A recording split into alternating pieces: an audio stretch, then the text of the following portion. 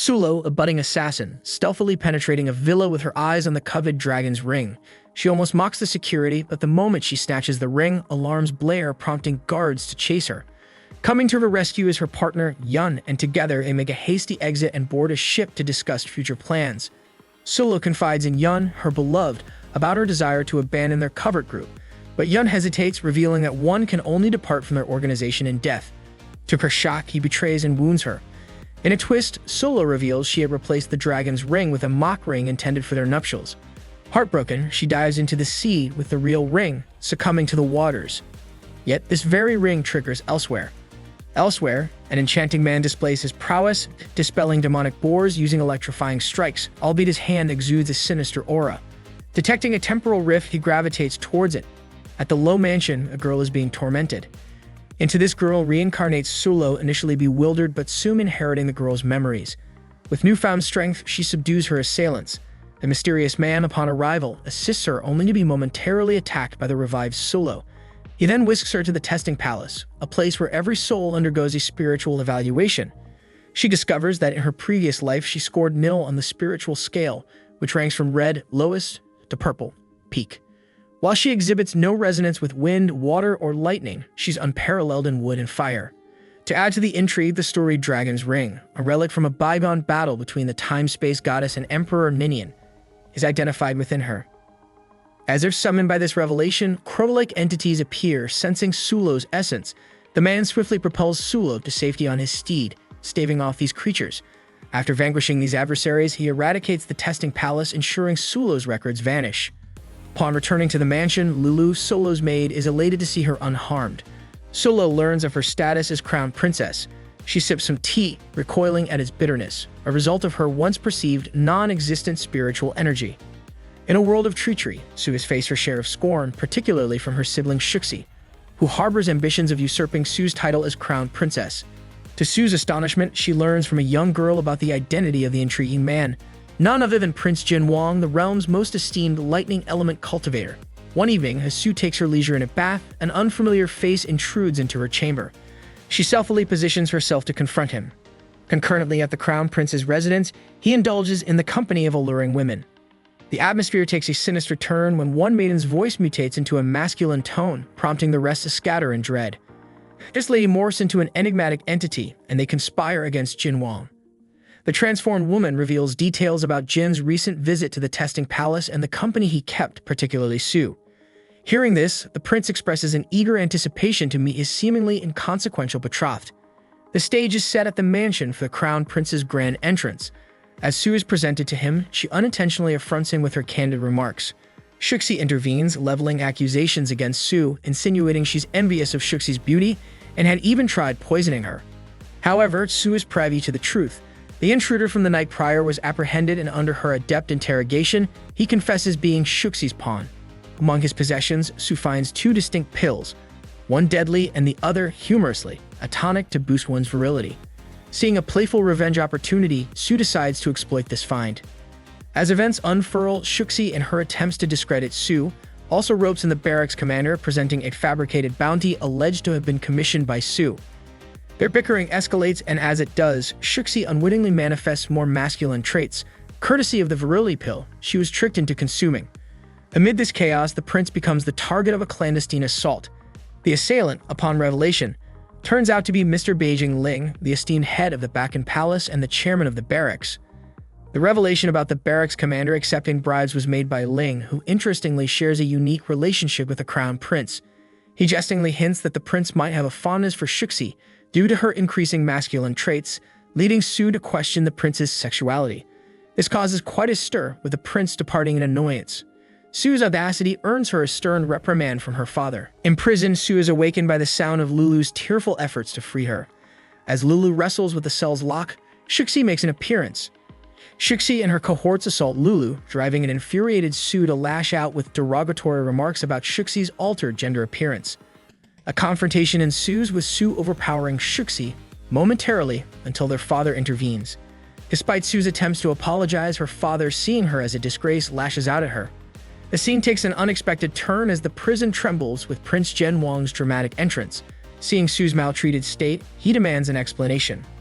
With the prince's evident anger, Sue's father quickly changes his allegiance, putting the blame squarely on Shuxi. Yet Sue, disheartened by his deceit, severs her ties with him. As they relocate to Prince Jianwang's palace, Sue is taken aback by a pool adorned with flowers. As she nears it, the prince surprises her, drawing her into an intimate underwater embrace. Memories of her past life flood back, making her ponder if Prince Jianwang was her past lover, reincarnated to be with her again. Their tender moment is cut short when the prince, out of breath, releases her. He later attempts to feel the presence of the dragon's ring in Sue, explaining its time-space abilities and how it hinders her inherent fire power. Concerned about Lulu's well-being, Sue pleads with the prince to aid her in unlocking her suppressed powers. The prince, in his bid to help, offers her a range of elixirs to awaken her latent strengths.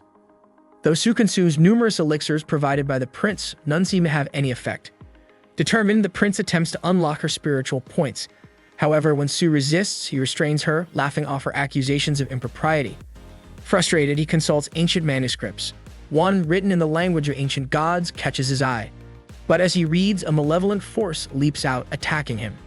A flashback reveals Prince Jianwang's past struggles with a corrupting black aura on his hand, countered by a protective light aura.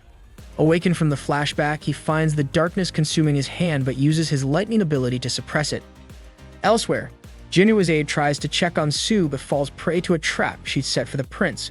Upon realizing her error, she inquires about the prince, and the assistant, hinting at the prince's ailment, tells her that he's been tasked with her welfare. Rushing to the prince's side, Sue discovers him collapse, his eyes an eerie red. In a brief altercation, Sue manages to wound him with glass, leading him to stab himself to regain control. However, he falls unconscious once more. An ethereal figure, resembling a divine woman, arrives to tend to him. When Sue sees this, she retreats, later learning from Lulu that this being is Master Liao from Yaoqi Palace. Upon regaining consciousness, Prince Jianwang apologizes to Sue for his earlier actions, explaining how the ancient script destabilized his spiritual energy. When Sue questions him about unlocking her powers, he reveals they need the water of spiritual sky, which is kept within the Crown Prince's palace. Confidently, Sue agrees to help him steal it. That night, sneaking into the treasure room of the Crown Prince's palace, they're entrapped in an illusionary world of vast flower fields. Here, they encounter a skeletal figure, and Sue discerns that light is their salvation. The illusion shifts, transforming into a library. With an unsettling feeling of being observed, darkness ensues and flying bookshelves attack them. Prince Jianwang manages to counteract the assault, seizing a light plate controlling the shelves. Watching from the shadows, the Crown Prince, frustrated by their resilience, triggers another trap. The duo finds themselves in the hidden palace's armory, surrounded by an array of menacing weapons. Jianwang quickly takes in their surroundings, identifying their exit, the door shielded by storming clouds. Tapping into his lightning abilities, he diverts the cloud's wrath. Sue, driven by the peculiar allure of a mysterious blade, momentarily forgets their mission and is struck by the returning lightning. As Jin races to her side, she wields the blade, which seemingly acknowledges her as its owner. Jin reveals that the blade was once the possession of a deity and congratulates Sue for gaining its favor. Navigating past the challenges, they find the water of spiritual sky. As Sue sips from it, the earth trembles, pulling her into an enormous watery orb. Desperate, Jin dives in to save her. Facing impending doom, Jin shares a life-saving kiss with Sue, supplying her with air. The Crown Prince, rushing to the scene, discovers an empty, shattered water sphere. He deduces their escape was powered by time-space manipulation. Back in Jianwang's palace, they marvel at the returned alchemy pot. When Jin enters Sue's chamber later, Lulu mentions Sue's ongoing bath. Ignoring protocol, he walks in, catching Sue in her attempt to harness her new time-space abilities. He hints at a missing piece, sealing his words with a kiss, which inadvertently triggers Sue's visions. She witnesses his traumatic past, where his mother, surrounded by menacing figures, sacrifices herself, transforming into a beacon of light for Jin. Suddenly, the ethereal Liao makes her presence known, bringing news of an exotic creature hunt in the Sunset Mountains. While she anticipated Jin's company, he insists on Sue's inclusion, causing a hint of Liao's disappointment. However, the Crown Prince, still smarting from their earlier theft, hears of their plans and decides to pursue them. Amidst the mountainous terrain, a giddy Liao anticipates the hunt, but Jin, ever protective, asks her to proceed, assuring Sue's safety elsewhere. Handing Sue a pendant for emergencies, he reunites with Liao, only to find her battling fierce vultures. As Liao weakens, Jin intervenes, saving her in the nick of time. Their relief is short-lived as a fire-breathing dragon emerges, leading them to combine their powers in defense. Simultaneously, Sue stumbles upon an enigmatic egg, her joy overshadowed by the menacing appearance of the Crown Prince behind her. Recognizing Sue's newfound time-space abilities, the Crown Prince seeks to reclaim her. He cautions her about Jin Wang, revealing his affliction with a consuming dark energy, a force he tamed using spatial abilities inherited from his mother, a force he would siphon from her too. Sue, reeling from the revelation, inadvertently drops an egg she's carrying. A brilliant radiance ensues, punctuated by a dragon's roar, culminating in an energy explosion. Regaining consciousness amidst the devastation, Sue witnesses the egg's transformation into a dragon, which establishes a bond with her. After a bite from the dragon, her powers activate, transporting her consciousness into a different realm. The dragon, now conversant, explains the nature of this new dimension, a unique space formed from her abilities. Distraught, Jin Wang, unable to sense Sue, succumbs to self-blame, with his looming dark energy threatening to surface. Liao, in a desperate bid, incapacitates him. Meanwhile, within her created space, Sue learns that only her spirit resides there, leaving her physical form vulnerable in the real world. The Crown Prince's aide, inspecting her inert body, takes note of her enhanced elemental prowess but retreats, sensing another presence. Sue's reawakening is marked by an attempt on her life by a familiar figure. A chase ensues, with Sue's powers manifesting in a spontaneously sprouting forest. The assassin's pursuit is abruptly halted by Sue's protective dragon, which incapacitates the assailant, revealing her identity as one of Leo's attendants. Yet, as Sue processes this, the body disintegrates.